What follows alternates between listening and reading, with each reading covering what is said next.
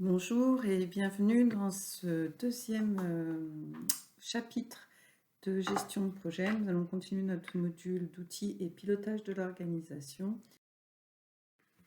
Alors, aujourd'hui, nous allons travailler sur la communication de projet et notamment comment se préparer à bien communiquer avec les parties prenantes qui vont soit intervenir ou interagir avec notre projet. Je vous rappelle que c'est dans le cadre de la préparation de votre projet. On commencera par une introduction, on verra quelles sont les différentes méthodes, étapes, objectifs de communication, etc.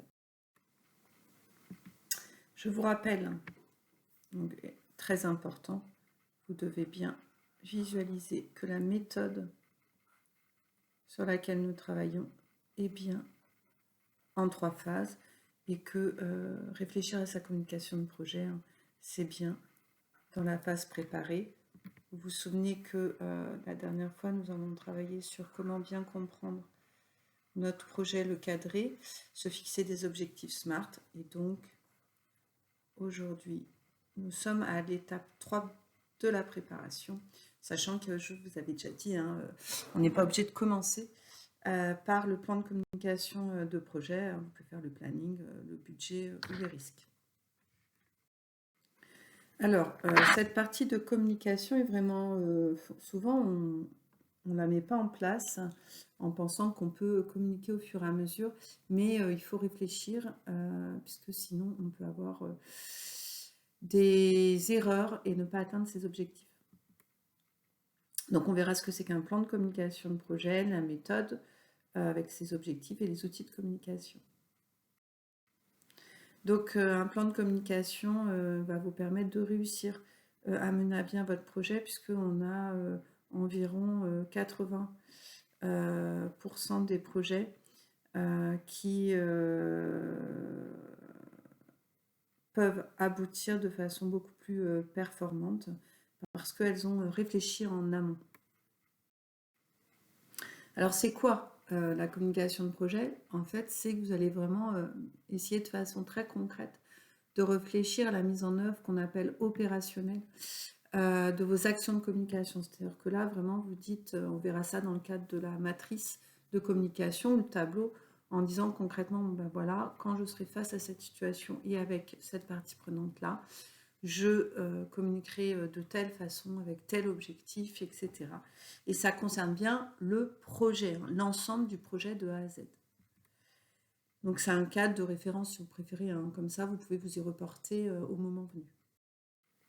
Alors au niveau de ce plan, de cette méthode de plan de communication, on commence bien par une introduction. Bon, resituer votre contexte de projet et quelles peuvent être vos problématiques liées à votre communication. Et on va travailler, en fait, avant de faire votre plan, de réfléchir par rapport à vos parties prenantes, quels sont vos objectifs de communication. On va y revenir, donc pourquoi vous communiquez. Et souvent, c'est un peu grand, mais l'idéal, c'est de remettre ça dans un tableau qu'on appelle une matrice de synthèse de votre plan de communication de projet pour pouvoir ensuite mettre des dates concrètes et surtout pouvoir le visualiser sous forme de planning qui sera différente de votre planning de projet.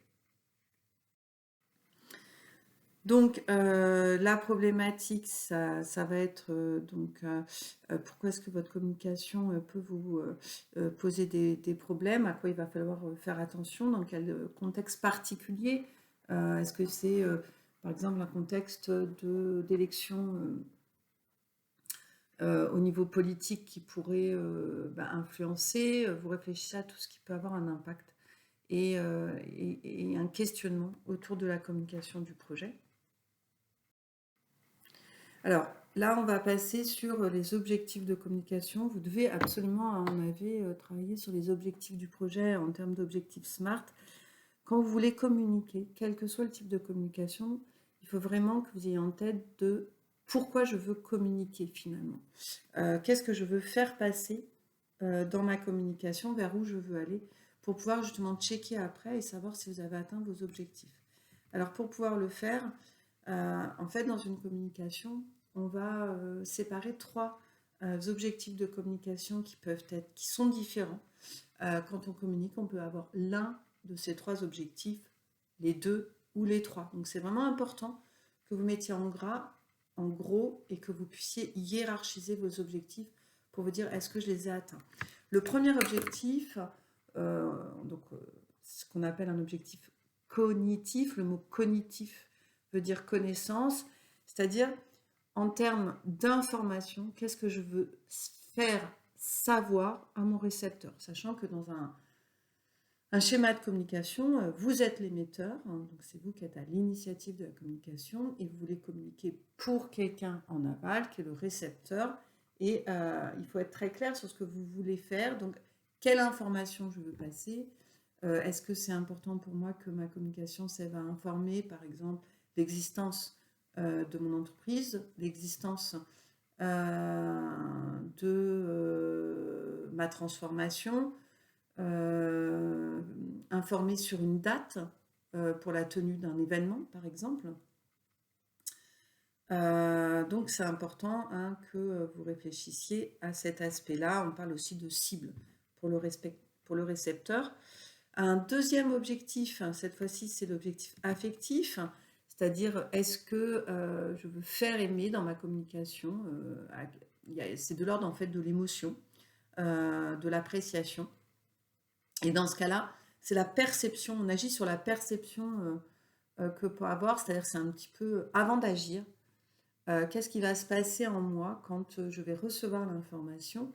Donc ça joue sur ce qu'on appelle les attitudes, hein. L'attitude, c'est ce qu'il y a avant l'action. Et ça éveille l'intérêt et le désir et la préférence des individus pour justement, en général, dans l'optique d'une action qui peut se passer derrière. On a donc un troisième niveau d'objectif, c'est le niveau conatif. Cette fois-ci, c'est faire agir. On parle de comportemental ou conatif.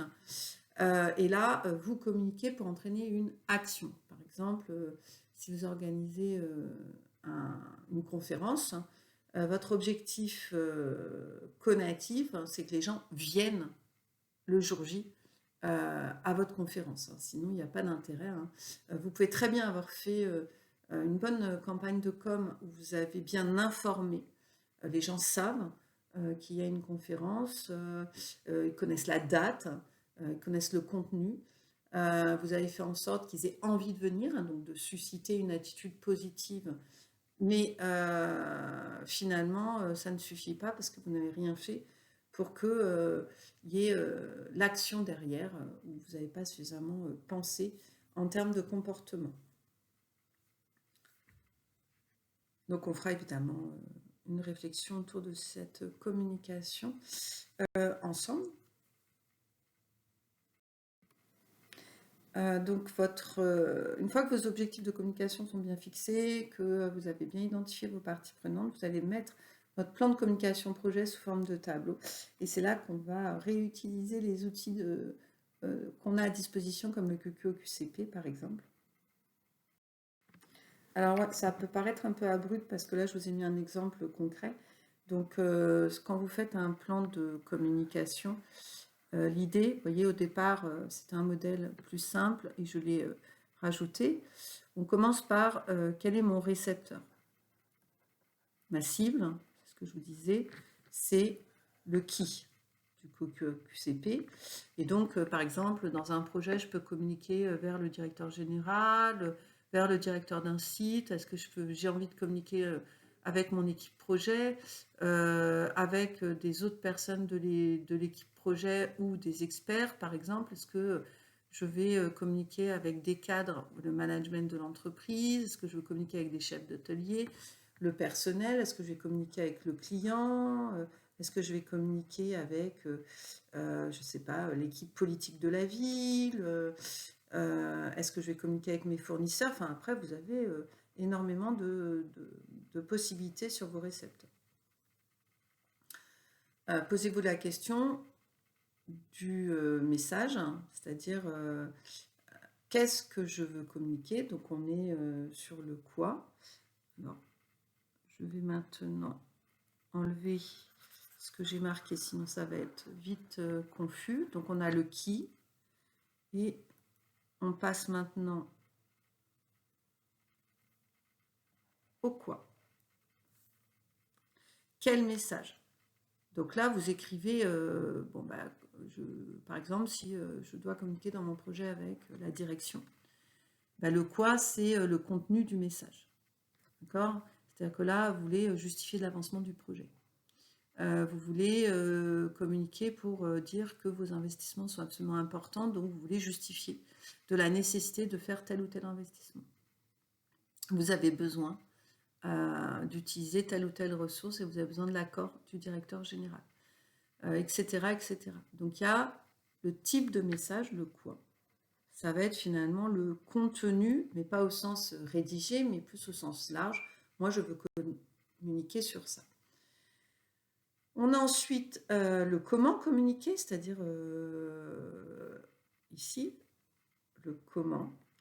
Comment communiquer, sous-entendu via quel support? Est-ce que je vais utiliser un mail? Est-ce que je vais communiquer par téléphone? Qu'est-ce qui est le plus approprié par rapport à ma cible?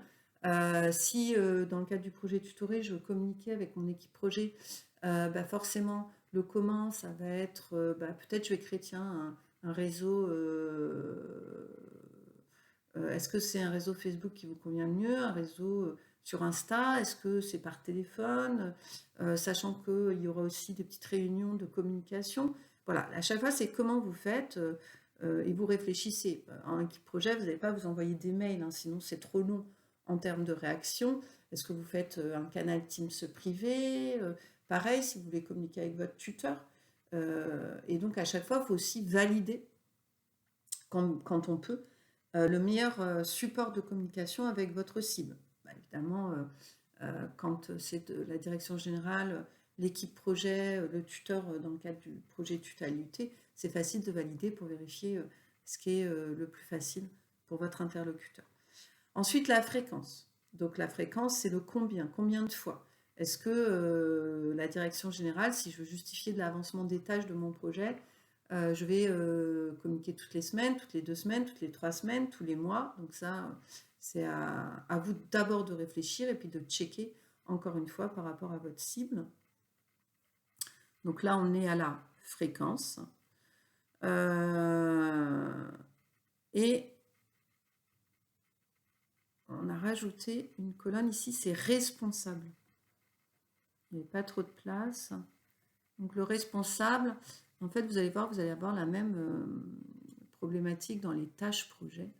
Et c'est la même problématique en termes de communication, c'est-à-dire que si vous ne désignez pas la personne, par exemple, qui sera responsable de la communication à la DG, vous risquez de faire à plusieurs ou de ne pas faire. Donc il est important, dans le qui, hein, le QCP, parce qu'on a vu le pour qui, mais par qui. Donc sous-entendu ici, qui va être l'émetteur aussi, ou le responsable. Et on peut enfin, donc je vous rappelle le QCP hein, qui nous permet de rien oublier, se poser d'autres questions, à savoir notamment nos fameux objectifs de communication que vous avez travaillé en préalable, hein, le QCP, le pourquoi je communique, pour donner une information, pour qu'ils viennent, pour avoir une bonne note à mon projet, pour qu'ils soient informés, par exemple, à l'équipe de l'entreprise. Je peux très bien communiquer uniquement pour qu'ils soient informés de la date, hein, sans qu'il y ait d'aspect conatif, juste pour que tout le monde sache que tel jour, dans l'entreprise, il y a tel événement, qu'ils puissent s'organiser par rapport à leur travail, ce qui va être différent de si je les informe, pour qu'ils soient au courant, 2, pour qu'ils viennent avec l'objectif conatif. Et pour pouvoir faire votre planning de communication, hein, il est aussi important que vous posiez la dernière question, c'est-à-dire quand est-ce que je communique? Vous avez un objectif, par rapport à cet objectif, la date, elle est importante. C'est-à-dire quand est-ce que j'envoie le premier mail, quand est-ce que j'envoie le deuxième mail. Et on finit cette méthode et étape par la réalisation d'un planning. On verra un logiciel en gestion de projet qui est le logiciel ManView. On peut très bien faire notre planning de communication de projet avec ManView. Je vais maintenant finir ce petit chapitre de com sur les outils que vous pouvez utiliser. Donc sachant qu'on a vu, on s'est posé la question tout à l'heure de comment je communique, les supports. Donc dans votre, là je vais essayer d'orienter sur votre projet tutoré de première année, deuxième année, troisième année. Donc, au sein du groupe projet, vous pouvez communiquer via Teams, via Messenger, vous pouvez faire des réunions, que ce soit chez vous à l'IUT, etc. Les différentes parties prenantes, à chaque fois, est-ce que je vais utiliser l'email, est-ce que je vais utiliser le téléphone sous forme SMS, le téléphone en prenant mon téléphone et en appelant directement, est-ce que je vais aller à la rencontre en face à face, comment je gère mes rendez-vous tuteurs et porteurs, etc. Et j'oublie pas le reporting aussi qu'on travaillera plus tard dans le projet. Pour ce faire, on aura des outils de travail collaboratifs comme Teams et on va travailler sur Klaxon. Donc pour le reporting, en termes de projet de communication, hein, il y aura les tableaux de bord, le compte-rendu de copie, vous verrez, on retravaillera là-dessus, et différentes synthèses que vous pourrez rédiger pour bien montrer ce que vous avez fait. Hein. Donc quand je fais un compte-rendu, que ce soit un compte-rendu de copie ou de réunion de travail, hein, vous verrez ça avec mon collègue, c'est vraiment un outil de communication, c'est-à-dire qu'il faut le penser pour quelqu'un d'autre ou pour l'équipe projet, peu importe. Donc sur ce, j'espère avoir été assez claire. Donc je vous rappelle que la communication de projet, elle se fait en réfléchissant aux parties prenantes, que vous utilisez le QQCP pour ne pas oublier d'éléments et puis vous vous reportez à ce cours. Bonne réalisation ultérieure de votre plan de communication de projet.